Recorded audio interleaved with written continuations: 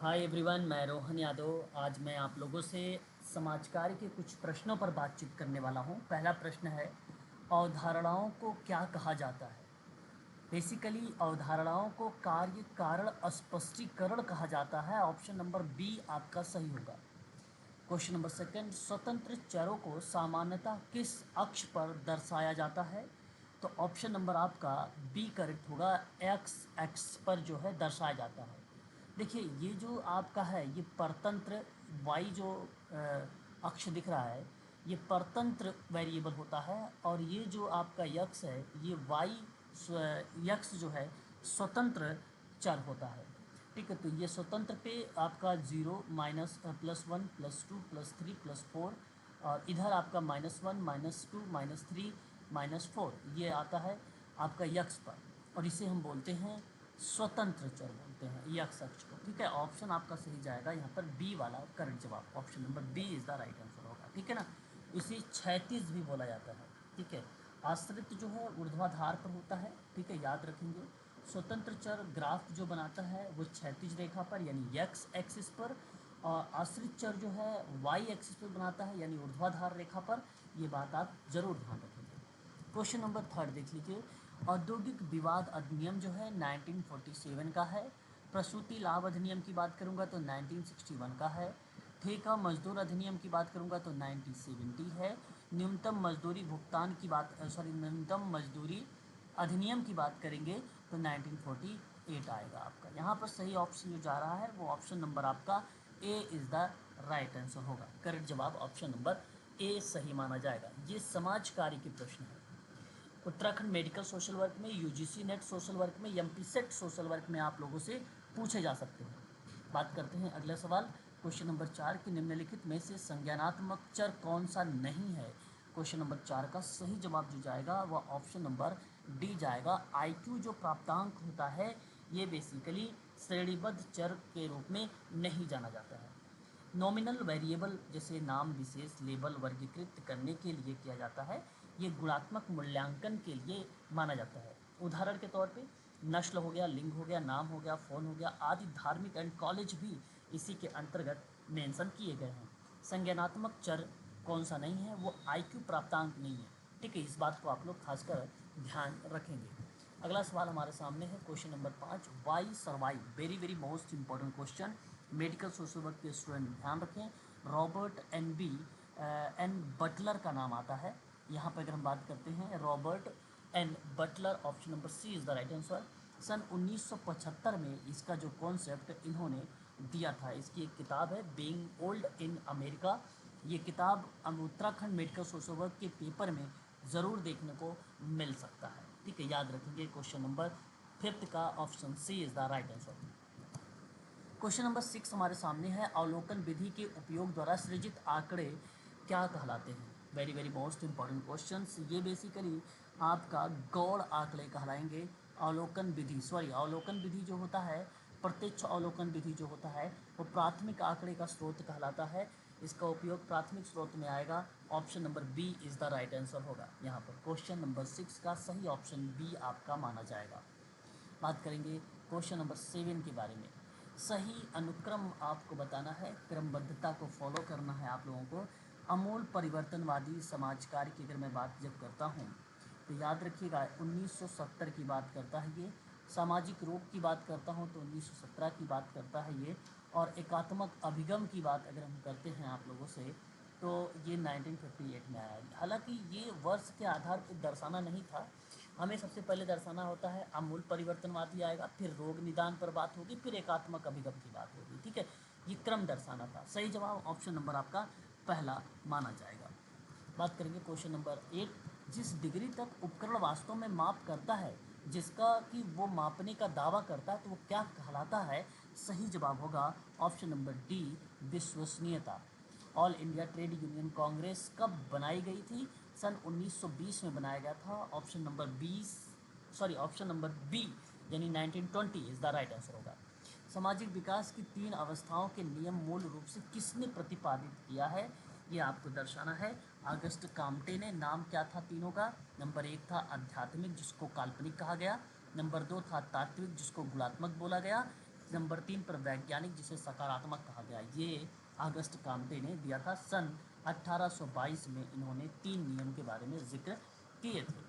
बात करेंगे अगले सवाल के बारे में, श्रम न्यायालय क्या होता है।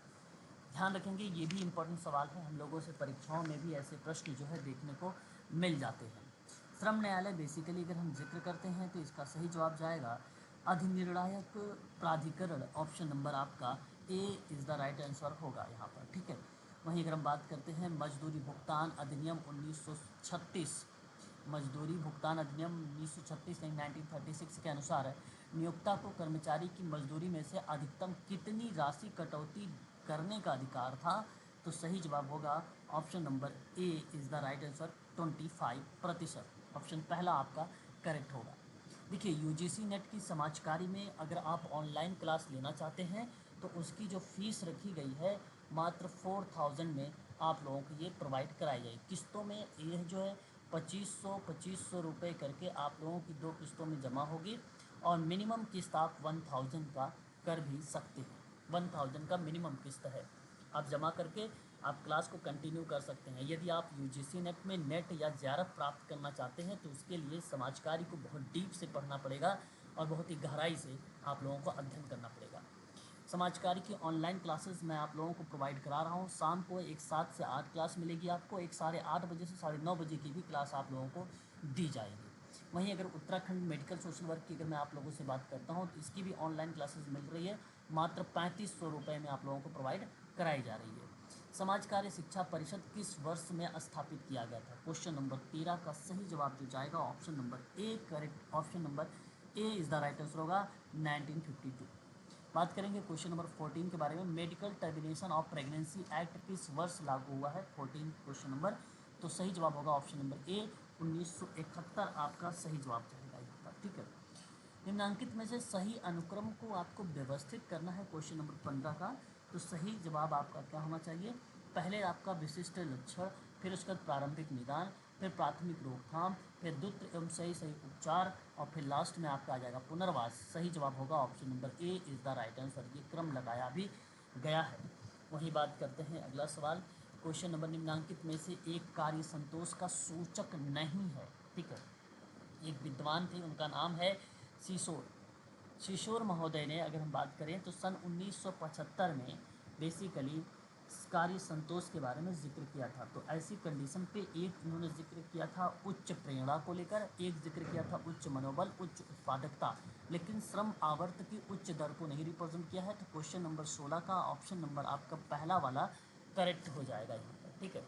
वहीं बात करते हैं अगला सवाल हमारे सामने है, कहता है सवाल कि नार्को विश्लेषण के विरुद्ध आलोचनाओं में से एक है। क्वेश्चन नंबर 17 का सही जवाब क्या होना चाहिए, इसका सही ऑप्शन जाएगा कि वह व्यक्ति के असहायपन का फ़ायदा उठाता है, इसलिए ऑप्शन नंबर आपका सी करेक्ट हो जाएगा। क्वेश्चन नंबर 18 है कि व्यक्ति कार्य पद्धति को निम्नांकित रूप से वर्गीकृत किसने किया है, वेरी वेरी मोस्ट इंपॉर्टेंट सवाल है। क्वेश्चन नंबर 18 का सही जवाब हो जाएगा option number B Mary Richmond, B आपका करेक्ट माना जाएगा। वाहनी क्रिया विधि होगी, प्रत्यक्ष प्रभाव का क्रिया विधि होगा, कैथोरसिस होगा और मननशील क्रिया विधि होंगी। यहाँ पे ये जो 4 नाम आप देख रहे हैं ये चारों नाम जो है मैरी रिचमंड के हैं, ठीक है, याद रखेंगे आप सभी लोग। बात करते हैं क्वेश्चन नंबर 19 के बारे में, सही व्याख्या आपको दर्शाना है, ठीक है, सही व्याख्या दर्शाना। ये जो आप देख रहे हैं PORK SOAP SAP और STRAP, इनकी मैं व्याख्या आप लोगों से ऑनलाइन क्लासेस में करूँगा शाम को 7 से 8 वाले में, या तो 8:30 से 9:30 बजे वाली क्लासों में मैं आप लोगों से इसके बारे में जिक्र करूँगा। परंतु ये एक उपकरण है, इतना देखिए ध्यान रखिएगा, और ये किस परिप्रेक्ष्य में उपकरण की भूमिका निभाता है, तो बेसिकली उपयोगिता की वस्तुओं के रूप में आता है। ऑप्शन नंबर आपका C is the right answer होगा। Question number 20, from charity to social work नामक पुस्तक के लेखक कौन है, तो एलिजाबेथन एमन्यू है, ना कि मैरी रिचमंड है, ध्यान रखेंगे। अगर केसवर का आता तो मैरी रिचमंड का नाम आता। ऑप्शन नंबर आपका यहाँ पर सी करेक्ट होगा क्वेश्चन नंबर 20 का। वहीं बात करते हैं क्वेश्चन नंबर नेक्स्ट की बात, और अगला सवाल हमारे सामने यहाँ पर है, विदेशी भाषा के माध्यम से शिक्षित व्यक्ति अवश्य ही देशभक्त नहीं होता है, क्या इस कथन से आप लोग सहमत हैं। तो मैं आपसे कहूँ कि यह कथन बेसिकली दोषित पूर्वाग्रह है, इसलिए ऑप्शन नंबर आपका डी सही जाएगा। सही युग्म का मिलान करना है आपको कि साहचर्य किसको रिप्रेजेंट करेगा आपको। तो बेसिकली साहचर्य जो है वो आपका परीक्षण को रिप्रेजेंट करेगा, बिखराव किसको रिप्रेजेंट करेगा, तो काई स्क्वायर को रिप्रेजेंट करेगा, अनुमान किसको रिप्रेजेंट करेगा, सहसंबंध को, और अंतर मानक विचलन को। सही जवाब 1 2 3 4 हुआ है, इसलिए ऑप्शन नंबर आपका जो जाएगा वो बी वाला ऑप्शन करेक्ट माना जाएगा। इस चीज़ को आप लोग खासकर ध्यान रखेंगे। वहीं बात करते हैं समाजकारी के मूल्य और अमूर्त साधन स्वरूप के रूप में किसने वर्गीकृत किया है। प्रश्न अमूर्त है तो जाहिर सी बात है ऑप्शन नंबर बी आएगा। समाजकारी दर्शन सन 1983 में हर्बर्ट विश्नो ने इसके बारे में जिक्र किया था। तो इस बात को आप लोग खासकर ध्यान रखेंगे। बात करते हैं अगला सवाल, भारतीय संविधान का कौन सा अनुच्छेद जहां स्त्री पुरुष के बच्चों के विशेष प्रावधान भारतीय ट्रस्ट के अधिकार को देता है। क्वेश्चन नंबर 24 सही जवाब जाएगा आपका ऑप्शन नंबर बी। यहाँ पर 15 का 3 पढ़ेंगे तो स्त्री और पुरुषों के, स्त्री और बच्चों के लिए विशेष प्रावधान की बात हुई है 15 के 3 में, ठीक है। और सार्वजनिक दरों पर जब हम अवसर की समानता की बात करते हैं तो अनुच्छेद 16 आता है। और जब हम बात करते हैं मानव दुर्व्यापार एवं बलात् श्रम की तो वो अनुच्छेद आपका 23 आता है। और जब हम बात करते हैं अस्पृश्यता का अंत का तो वो अनुच्छेद 17 हमारे सामने देखने को मिलता है। अगला सवाल हमारे सामने है, क्वेश्चन नंबर हमारे सामने 25 आ चुका है। सही जवाब अगर मैं आप लोगों से बात करूं तो सबसे पहला जो आएगा वो आपका आएगा अध्ययन का उद्देश्य। उसके बाद अगर मैं बात करता हूं तो फिर आपका आएगा शोध प्रश्न। उसके बाद आपका आएगा संकेत यानी पुस्तिका यानी थर्ड। फिर उसके बाद आपका आएगा आंकड़ों का उपकरण। फिर उसके बाद आपका आएगा समस्या की पहचान। और उसके बाद आएगा छठे नंबर पर आपका आंकड़ों का न्यूनीकरण और फिर विश्लेषीकरण, ठीक है। अगर मान लीजिए आपने पहले ऑप्शन का चुनाव करते हैं तो दूसरा ऑप्शन आपका क्या है, आंकड़ों का उपकरण, ठीक है। तो यहाँ पर और चौथा ऑप्शन देखते हैं अगर हम लोग तो शोध प्रश्न को तैयार करना। फिर उसके बाद पाँचवा आ जाएगा आपको आंकड़ों का उद्देश्य। यहाँ पर आप ध्यान से सुनिएगा, यहाँ सही जवाब जो जाएगा बेसिकली इस प्रश्न का क्वेश्चन नंबर 25 मैं आपको बताता हूँ, ये ऑप्शन गलत चला गया है, ठीक है। यहाँ पर ये ऑप्शन गलत चला गया है, ध्यान दीजिएगा। यहाँ जो क्वेश्चन नंबर 25 है, सबसे पहले अगर हम मान लीजिए समस्या की पहचान रख लेते हैं, ठीक है। फिर उसके बाद अगर हम बात करते हैं तो उसके बाद हमारा जिक्र शोध प्रश्न आ जाएगा। शोध प्रश्न के बाद हम क्या करेंगे, उद्देश्य की बात करेंगे। उद्देश्य के बाद हम लोग उपकरण की बात करते हैं। फिर उसके बाद हम लोग संकेत पुस्तिका की बात करते हैं। फिर उसके बाद हम लोग न्यूनीकरण की बात करेंगे। और फिर लास्ट में अगर हम जिक्र करते हैं तो आपका आएगा आंकड़ों का विश्लेषण, ठीक है। तो यहाँ पर आप ध्यान रखेंगे सही जवाब क्या आ जाएगा, पहला 4 5। तो पहला 4 5 हो जाएगा, फिर 2 आया है, फिर 2 के बाद 3 आया है, 3 के बाद 6 आया है, 6 के बाद 7 आया है। Option number C is the right answer होगा। यहाँ पर पीएचडी कैग याद रखिएगा आप सभी लोग, इसका मैं ट्रिक आप लोगों को बता भी चुका हूँ। और आने वाले टाइम में जो क्लासेस होने वाली हैं पीएचडी कैग आर के बारे में मैं आप लोगों से जिक्र करूँगा। आगे बात करते हैं, अगला सवाल हमारे सामने है 26 नंबर का कि जनसंख्या प्राचलन प्रतिदर्श सांख्यिकी के बीच का अंतर क्या होता है।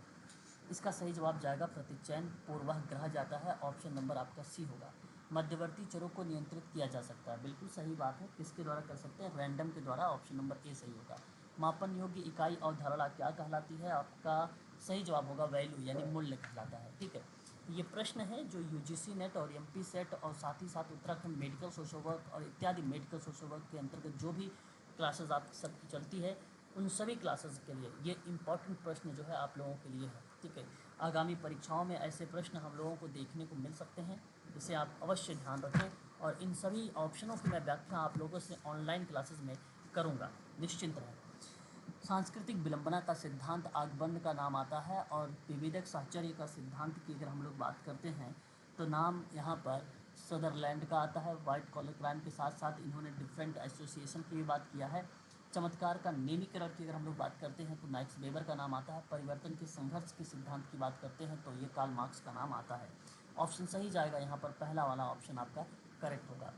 यदि आप यूजीसी नेट की अगर आप समाजकारी में तैयारी कर रहे हैं तो आप हमसे ऑनलाइन क्लासेस परचेज़ कर सकते हैं मात्र 4000 में। यदि आप Uttarakhand medical social selection board की तैयारी अगर आप कर रहे हैं तो इसकी क्लासेस मात्र 3500 रुपये में आप लोग हमसे ले सकते हैं। इंपॉर्टेंट क्लासेस हैं, यहाँ पे सारी चीज़ें डीप में बताई जाती हैं आपको। पीडीएफ हो गया, मॉक टेस्ट हो गया, पीवाईक्यू हो गया, साथ साथ यूनिट नंबर 1 से लेकर 10 तक के या 12 तक के सभी आपको क्रम में प्रोवाइड कराए जाएंगे, कंटेंट, नोट्स, मॉक टेस्ट, ठीक है। 12 तक यूनिट जो दी गई है वो उत्तराखंड मेडिकल सोशल वर्क में दी गई है, और 1 से लेकर 10 तक की यूनिट जो मेंशन किया गया है वो यूजीसी नेट सोशल वर्क में किया गया है, ठीक है। ये बात ध्यान रखेंगे। सहस्त्राब्दी विकास लक्ष्य यहाँ पे शामिल किया गया है। क्वेश्चन नंबर 30 सही जवाब होगा 8 उद्देश्य, 18 लक्ष्य और 48 सूचक। ऑप्शन नंबर आपका पहला यहाँ पर करेक्ट हो जाएगा। ये बेसिकली 2000 से लेकर 2015 तक आया था। 15 के बाद 2030 तक जो है सस्टेनेबल डेवलपमेंट गोल आ चुका है। बात है तो 31 के लिए बाल श्रम निषेध और घरेलू और अतिथि सरकार सेवाओं में बाल श्रम उन्मूलन अधिनियम किस वर्ष पारित हुआ है? क्वेश्चन नंबर 31 सही जवाब जाएगा 1986। Option number B is the right answer होगा। जनरल जो है एग्रीमेंट ऑफ टैरिफ जो है टैरिफ टैरिफ अगर हम बात करें तो टैरिफ्स एंड ट्रेड करके एक उत्तराधिकार है, इसका सही भूमिका कौन निभाता है? क्वेश्चन नंबर 32 का ऑप्शन आपका सही जाएगा पहला, WTO वर्ल्ड ट्रेड ऑर्गेनाइजेशन। वहीं बात करते हैं क्वेश्चन नंबर 33 नागरिक समाज सूचकांक किसने प्रस्तावित किया है? क्वेश्चन नंबर 33 सही जवाब जाएगा यहाँ पर ऑप्शन नंबर आपका पहला, नागरिक समाज सूचकांक किसको रिप्रेजेंट करता है यहाँ पर, ठीक है। नागरिक समाज सूचक ये बेसिकली सिविक्स होगा। ऑप्शन नंबर आपका C is the right answer होगा क्वेश्चन नंबर 33 का, ठीक है। 33 का option C is the correct जवाब होगा यहाँ पर, ठीक है। अगला सवाल बात करते हैं। इस समय हम अब जो है शाम को 7 बजे वाली क्लास में थ्योरीज़ वगैरह पर बात कर रहे हैं सोशल वर्क में, ठीक है। इसको अभी आप लोग ध्यान रखेंगे। लुईस कोजर जो है संघर्ष का सिद्धांत दिया है, कल ही मैंने आपको बताया है थोड़ा सा कि लुईस कोजर का नाम संघर्ष सिद्धांत में आता है। मेलिनोवस्की का नाम अगर हम बात करें तो विनिमय के सिद्धांत में आता है। कर्ट लेविन की बात करते हैं तो फील्ड थ्योरी में आती है सन 1940 में। और वहीं बात करते हैं अगर हम लोग जेम्स कोलमैन का तो तर्क संगत विकल्प का सिद्धांत आता है, नाम ही आप लोगों ने देखा होगा। जनक इसके एडम स्मिथ हैं, सन 1976 में ये चीज़ें आई थी, ठीक है। इसका सही जवाब जाएगा ऑप्शन नंबर पहला वाला करेक्ट जवाब। इनके बारे में मैं आप लोगों को पढ़ा चुका हूँ। धारणीय विकास अवधारणा किस सम्मेलन में प्रस्तुत किया गया था? क्वेश्चन नंबर 35 सही जवाब होगा रियो सम्मेलन था, जो 1992 ब्राज़ील में रियो डी जनेरियो शहर में 172 देशों ने पृथ्वी सम्मेलन किया था, ठीक है। 2002 में जोहान्सबर्ग में हुआ था, ठीक है। ऑप्शन सही जवाब जाएगा यहाँ पर सी। बात करते हैं विकास के मापन सूचकांक के रूप में मानव विकास सूचकांक कौन तैयार करता है? क्वेश्चन नंबर 36 सही जवाब जाएगा आपका UNDP जाएगा। ऑप्शन नंबर आपका पहला करेक्ट जवाब हो जाएगा। यूनाइटेड नेशंस डेवलपमेंट प्रोग्राम है ये, ठीक है। वहीं बात करते हैं क्वेश्चन नंबर 37 के बारे में। आर्थिक समृद्धि ने लोगों के लिए अवसर सृजित किया है और उस सुधार उत्तराधिकार काल समस्त आर्थिक चरों की धीमी निष्पत्ति को दर्शाता है। दैट इज़ राइट है, ये सही बात है। और वहीं अगर हम बात करें तो आर्थिक समृद्धि और समता के बीच पूरकता की बात भी करता है, सही व्याख्या भी है। इसलिए ऑप्शन नंबर आपका जो जाएगा वह ऑप्शन नंबर बी करेक्ट हो जाएगा। बी ऑप्शन आपका करेक्ट माना जाएगा। इस चीज़ को भी आप लोगों को जो है ध्यान रखना है। यदि आप समाज कार्य में ऑनलाइन क्लास लेते हैं तो उसके लिए हमसे संपर्क कर सकते हैं 8506031308 पर कॉल भी कर सकते हो और व्हाट्सएप के माध्यम से संपूर्ण जानकारी आप ले सकते हो। बिहार एम्स की बात हो या महाराष्ट्र की सोशल वर्क की बात हो या उत्तराखंड समाज कार्य की बात हो या यूजीसी नेट समाज कार्य की बात हो या एमपी सेट समाज कार्य की बात हो, समाज कार्य के संबंध में संपूर्ण जानकारी आपको इस नंबर पर दी जाएगी। आज के लिए बस इतना है।